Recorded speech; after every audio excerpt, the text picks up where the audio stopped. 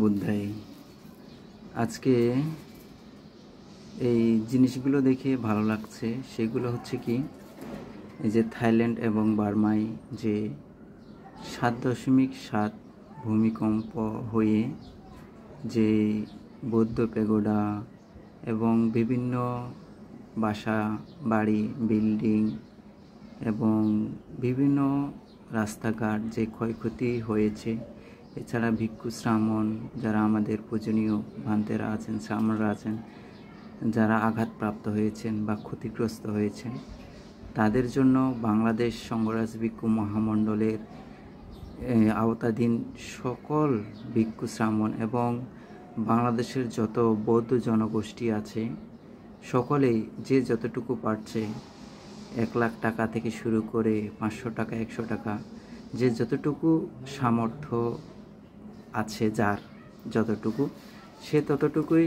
কি করছে, সহযোগিতার হাত বাড়িয়ে দিয়েছে এই থাইল্যান্ড এবং বার্মায় যে ভূমিকম্প হয়েছে। সুতরাং এটা হচ্ছে আমাদের কৃতজ্ঞতাবোধ, বা এটাই হচ্ছে বৌদ্ধ জাতিগোষ্ঠীর একটা কৃতজ্ঞতা এ কারণেই, যখন থাইল্যান্ড থেকে ফ্রি বৌদ্ধ মূর্তি আমাদের বাংলাদেশে, বৌদ্ধ যেই প্যাগোডা আছে, বৌদ্ধ টেম্পল আছে, বৌদ্ধ বিহার যেটাকে বলা হয়, বা বুদ্ধিস্ট টেম্পল আছে, সেই টেম্পলে যখন তারা দান করে বুদ্ধ মূর্তি বা বুদ্ধ প্রতিবিম্ব, তখন সবাই কি করে পাওয়ার জন্য আশা করে এবং বিভিন্ন জায়গায় সেগুলো দেওয়া হয় তালিকা অনুযায়ী, এবং কয়টা বুদ্ধ মূর্তি আনা হয় সেই তালিকা অনুযায়ী বা সেই বুদ্ধ মূর্তি অনুযায়ী বিভিন্ন বিহারে, বাংলাদেশের বিভিন্ন বিহারে, দক্ষিণাঞ্চল থেকে উত্তরবঙ্গ পর্যন্ত সেই বুদ্ধ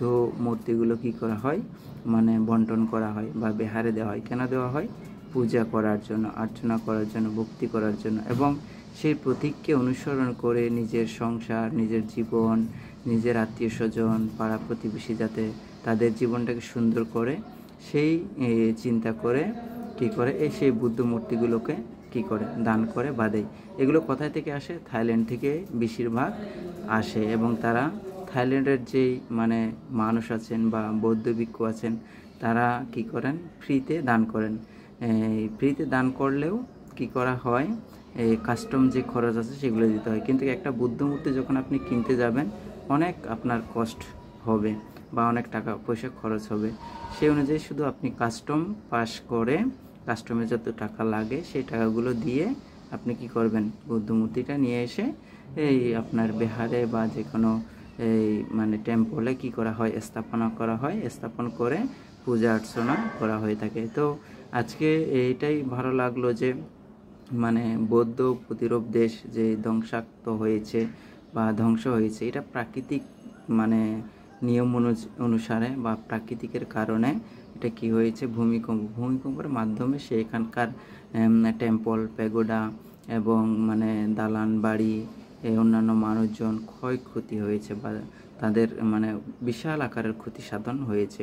থাইল্যান্ডও হয়েছে এবং বার্মাতে হয়েছে, বেশিরভাগ ক্ষেত্রে বার্মাতেই হয়েছে।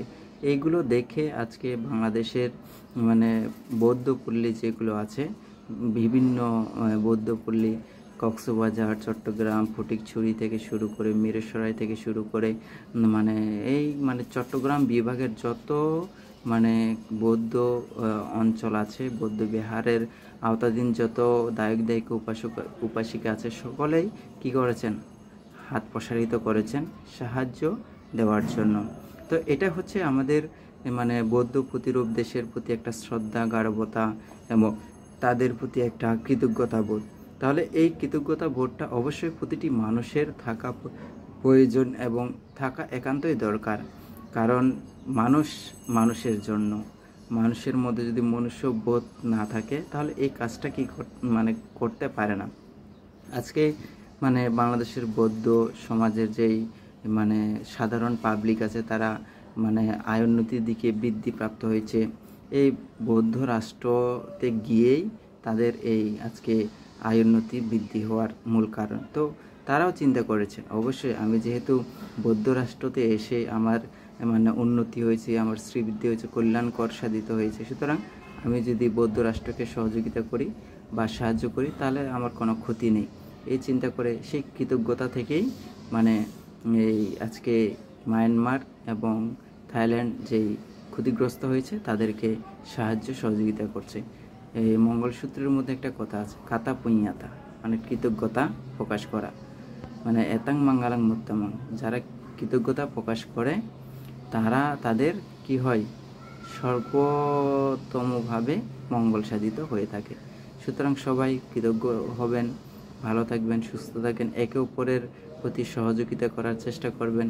যে মনুষ্যবোধ আছে সেই মনুষ্যবোধ থেকে প্রতিটা মানুষকে সহযোগিতা করার জন্য চেষ্টা করবেন। কারোর সঙ্গে ঝগড়া বিবাদ বা হিংসা মারামারি বিভিন্ন ধরনের কটুবাক্য ইত্যাদি এগুলো না করে আপনাকে যে যতটুকু উপকার করে তাকে সেই মানে ততটুকু উপকার করার চেষ্টা করবেন। আপনার প্রতি যে উপকার করেছে তার প্রতি কৃতজ্ঞতা প্রকাশ করার চেষ্টা করবেন। এটা হচ্ছে মানুষের মনুষ্যত্ববোধ, এটা হচ্ছে মানুষের আসল চরিত্র, আসল পরিচয়। সকলে ভালো থাকুন, সুস্থ থাকুন। নমো বুদ্ধায়।